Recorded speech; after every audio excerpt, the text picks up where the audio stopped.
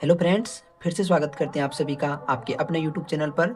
तो फ्रेंड्स, फिर से आज आप लोगों के बीच हिंदी पैडागोजी का एक नया सेट लेकर के आए हैं, जो कि ये सेट नंबर 4 है और इसका समापन जो है 2018 में हुआ था।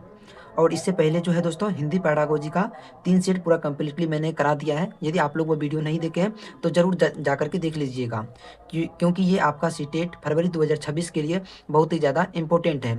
तो चलिए आज का ये सेट नंबर 4 यहाँ से स्टार्ट करते हैं।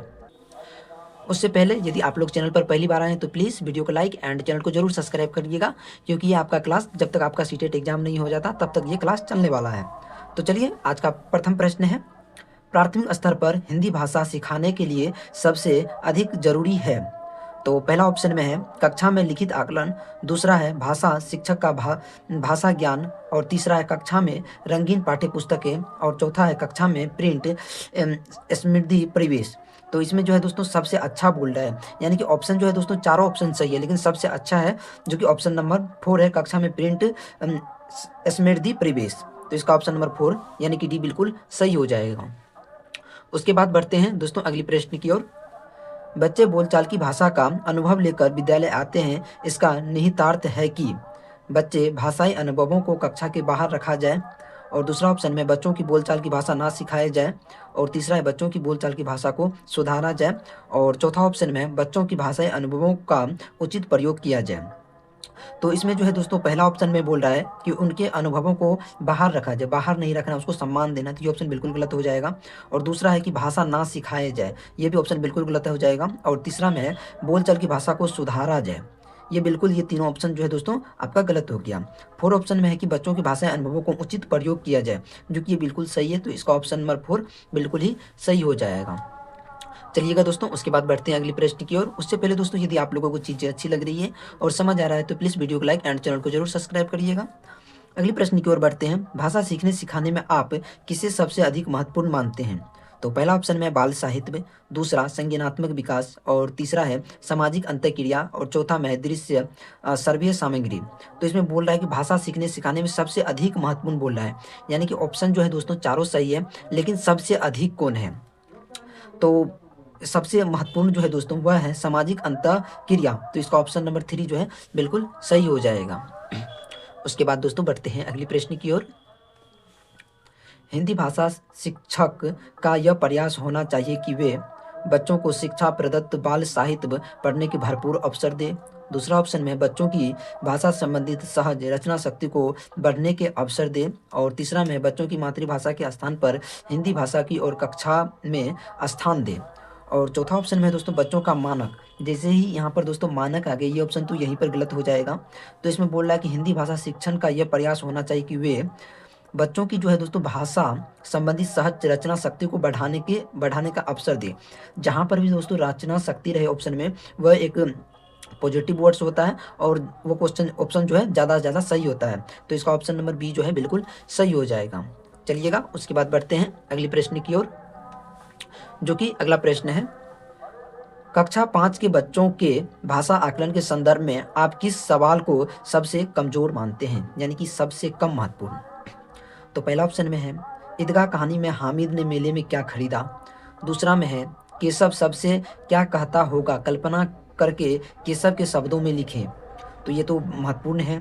और तीसरा ऑप्शन में यदि इला तुम्हारे स्कूल में आए तो उन्हें किन किन कामों में परेशानी होगी, ये भी अच्छा है। और 4 ऑप्शन में है अपने घरों से पूछ कर पता करें कि कौन कौन किस बात से घबराता है, ये भी ऑप्शन अच्छा है। लेकिन इसमें बोल रहा है कि सबसे कमज़ोर, यानी कि 3 ऑप्शन जो है थोड़ा महत्वपूर्ण है और चौथा थोड़ा कमज़ोर है, क्योंकि ऑप्शन नंबर 1 बोल रहा है कि ईदगाह कहानी में हामिद ने मेले में क्या खरीदा। ये तो आप आसानी से बता देंगे, हाँ हामिद ने क्या खरीदा। तो इसका ऑप्शन नंबर जो ए है वो बिल्कुल ही सही हो जाएगा। चलिएगा, बढ़ते हैं उसके बाद अगली प्रश्न की ओर। डैश भाषा का अति महत्वपूर्ण प्रकार्य है। पहला ऑप्शन में लेखन, सुनना, अक्षर ज्ञान, और चौथा है संप्रेषण। तो भाषा का अति महत्वपूर्ण प्रकार्य जो है वह है संप्रेषण। तो इसका ऑप्शन नंबर 4 जो है वो बिल्कुल सही हो जाएगा। उसके बाद अगले प्रश्न की ओर बढ़ते हैं। सुनने और लिखने की कुशलता का आकलन करने का सबसे अच्छा तरीका है। तो बताइएगा इसका सही ऑप्शन क्या होगा? तो इसका जो पहला ऑप्शन में है वह है सुनी गई कहानियों की शब्दत लिखना, और दूसरा में है कविता सुनना और शब्दत लिखना। तीसरा है कविता सुनकर प्रश्नों के उत्तर लिखना। ये तो एक नेगेटिव वर्ड्स के अंतर्गत आता है, तो ये तो बिल्कुल यहीं पे गलत हो जाएगा। और चौथा है सुनी गई कहानियों को अपने शब्दों में लिखना। ये बेटर लग रहा है। इसमें बोल रहा है कि सबसे अच्छा, यानी कि इसमें सबसे अच्छा जो है ऑप्शन नंबर डी, यानी कि सुनी गई कहानी को अपने शब्दों में लिखना। तो ऑप्शन नंबर डी बिल्कुल सही हो जाएगा। उसके बाद दोस्तों बढ़ते हैं अगले प्रश्न की ओर। सार्थक पढ़ते समय कभी कभी वाक्यों शब्दों की पुनरावृत्ति करता है। यह भाषाई व्यवहार दर्शाता है कि उसे लंबे शब्दों को पढ़ने में कठिनाई होती है। कहते वह पढ़ने में अधिक समय लेता है, वह अटक अटक कर ही पढ़ सकता है, वह समझ के साथ पढ़ने की कोशिश कर रहा है। ये बिल्कुल सही है ऑप्शन 4, लेकिन क्वेश्चन में कर रहा है कि कभी कभी वाक्यों को वो पुनरावृत्ति करता है, यानी कि एक ही शब्द को जो है 2 बार पढ़ लेता है, 3 बार पढ़ लेता है, क्योंकि ये भाषाई व्यवहार दर्शाता है कि वह जो है समझ समझ के पढ़ने का कोशिश कर रहे हैं। तो इसका ऑप्शन नंबर 4 जो है डी बिल्कुल ही सही हो जाएगा। चलिएगा उसके बाद बढ़ते हैं अगले प्रश्न की ओर। हिंदी भाषा में आकलन का उद्देश्य नहीं है, यानी कि नेगेटिव क्वेश्चन है, तो नेगेटिव का नेगेटिव चुनना है। पहला ऑप्शन में है बच्चों की भाषागत त्रुटियों की पहचान करना, बच्चों की भाषा प्रगति को अभिभावकों और अन्य शिक्षकों को बताना, और तीसरा है भाषा सीखने के संदर्भ में प्रत्येक बच्चों की विशेष आवश्यकता की पहचान करना, और चौथा में भाषा सीखने सिखाने की प्रक्रिया को उन्नत बनाना। तो इसका नेगेटिव का नेगेटिव हो जाएगा कि बच्चों की भाषागत त्रुटियों की पहचान करना। त्रुटि एक नेगेटिव वर्ड्स में आता है, तो नेगेटिव का नेगेटिव ऑप्शन नंबर ए बिल्कुल सही हो जाएगा। चलिएगा बढ़ते हैं उसके बाद अगले प्रश्न की ओर। अगला प्रश्न कर रहा है आपके विचार से प्राथमिक स्तर पर उत्कृष्ट लेखन कार्य का उदाहरण है। तो पहला ऑप्शन बोल रहा है किसी आंखों देखी घटना का लिखित वर्णन करना, छुट्टियां कैसे मनाएं किस विषय पर अनुच्छेद लिखना, मेरे सपनों का भारत विषय पर अनुच्छेद लिखना, पाठ्य पुस्तकों से इतर कठिन शब्दों का श्रुत लेख। तो इसमें बोल रहा है कि लेखन कार्य का प्राथमिक स्तर पर उदाहरण। तो पहला ऑप्शन में है किसी आंखों देखी घटना का लिखित वर्णन करना। ये सबसे बेटर होता है, जैसे ही आंखी देखी घटना यानी कि उसको वास्तविक जीवन से रिलेटेड है, तो इसीलिए इसका ऑप्शन नंबर ए बिल्कुल सही हो जाएगा। चलिएगा बढ़ते हैं उसके बाद अगले प्रश्न की ओर। और दोस्तों यदि आप लोगों को चीज़ें अच्छी लग रही है, समझ में आ रहा है, तो आप लोग जो है ज़रूर से ज़रूर वीडियो को लाइक कमेंट करते रहिएगा। भाषा सीखने के संदर्भ में कौन सा कथन सही है। पहला ऑप्शन में है बच्चे विभिन्न संचार माध्यमों से ही भाषा सीखते हैं, बच्चों में भाषा अर्जित करने की जन्मजात क्षमता होती है, बच्चों में भाषा अर्जित करने की जन्मजात क्षमता नहीं होती है। ये तो बिल्कुल गलत हो जाएगा। बच्चे विद्यालय आकर ही भाषा सीखते हैं, ये भी बिल्कुल गलत है। विद्यालय के बाहर भी बच्चे जो है भाषा सीखते हैं। तो इसका सही ऑप्शन जो हो जाएगा वो होगा बच्चों में भाषा अर्जित करने की जन्मजात क्षमता होती है। तो इसका ऑप्शन नंबर बी बिल्कुल सही हो जाएगा। और बच्चे में जो है दोस्तों भाषा अर्जित करने की जन्मजात क्षमता होता है, ये किसने कहा था, ये आप लोग कमेंट करके जरूर बताइएगा। चलिएगा उसके बाद बढ़ते हैं अगले प्रश्न की ओर।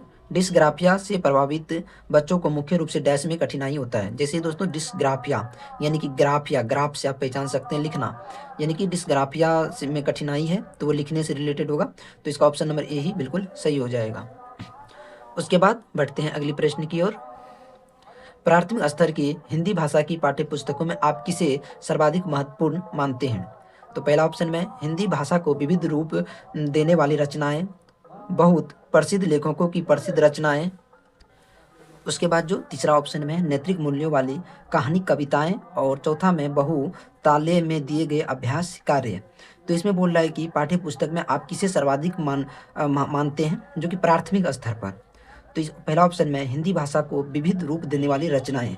मैंने इससे पहले भी दोस्तों बोला था कि जैसे ही ऑप्शन में विविध रूप रहे रचनाएं रहे वो ऑप्शन जो बिल्कुल सही होता है। तो इसका ऑप्शन नंबर ए बिल्कुल सही हो जाएगा। चलिएगा बढ़ते हैं उसके बाद अगले प्रश्न की ओर जो कि बहुभाषिकता से है। बहुभाषिकता कक्षा में बच्चों की भाषा सीखने की प्रक्रिया को बाधित करते हैं, नहीं बाधित नहीं करते, ये तो बिल्कुल गलत हो जाएगा। संसाधन के रूप में कार्य करते हैं, जो कि बिल्कुल सही है। तो इसका ऑप्शन नंबर बी ही बिल्कुल सही हो जाएगा। और इसमें बोला कि जटिल चुनौती देता है, ये भी नहीं देता, बाधित भी नहीं करता है। तो ये तीनों ऑप्शन गलत हो जाएगा। उसके बाद दोस्तों आज का हिंदी पेडागोजी का यह 15वां और लास्ट प्रश्न है। इससे पहले दोस्तों आप लोग जरूर बताइएगा कि 15 में आप लोगों का कितना सही हुआ है। 15 में 13, 15 में 14, 15 में 10, तो आप लोग कमेंट करके जरूर बताइएगा। तो लास्ट प्रश्न है आज का, भाषा सीखने और भाषा अर्जित करने में अंतर का मुख्य आधार रहे।